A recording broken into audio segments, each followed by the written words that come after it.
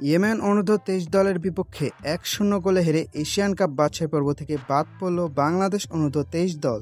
এই ব্যর্থতার দায়ী কার?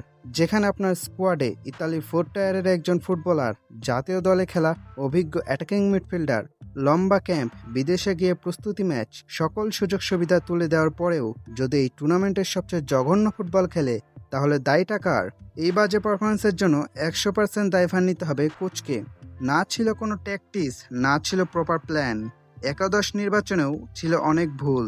গত ম্যাচে হলুদ কার্ড পাওয়ার পরও পুরো ম্যাচ মুজিবুর রহমান জনিকে খেলিয়েছিলেন।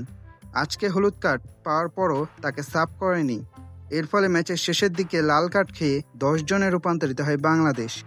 আজকের অনূর্ধ্ব-23 এশিয়ান কাপ বাছাই পর্বের খেলায় এই অযোগ্যতা আরও স্পষ্ট হয়েছে।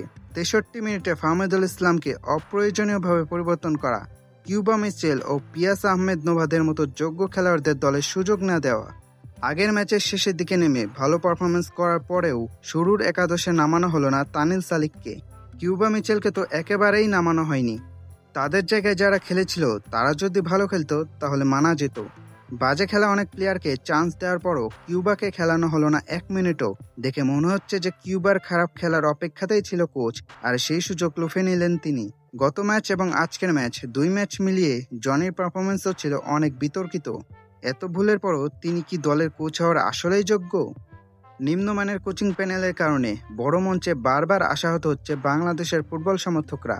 জাতীয় দল থেকে শুরু করে বয়সভিত্তিক প্রতিটি খেলায় দেখা যাচ্ছে মুখস্থ পরিকল্পনা ও একঘেয়ে কৌশল। পর্যাপ্ত খেলোয়াড় হাতে থাকলেও কোচিং প্যানেলের সীমিত ফুটবল জ্ঞান এবং অভিজ্ঞতার ঘাটতির কারণে সঠিক সময়ে পরিকল্পিত খেলার পরিবর্তন সম্ভব হচ্ছে না। আরও দুঃখজনক বিষয় হলো, কিছু নির্দিষ্ট খেলোয়াড় নিয়মিত বাজে পারফরমেন্স করার পরও তারা দলে অটো চয়েস হিসেবে জায়গা পাচ্ছে। সবকিছুই প্রমাণ করে কোচিং প্যানেলের সিদ্ধান্ত গ্রহণ কতটা দুর্বল। সিন্ডিকেটের প্রভাব হোক বা সরাসরি কোচিং প্যানেলের অযোগ্যতা, দিন শেষে ক্ষতিটা হচ্ছে বাংলাদেশের ফুটবলের, আর কষ্ট পাচ্ছে দেশের কোটি কোটি সমর্থক।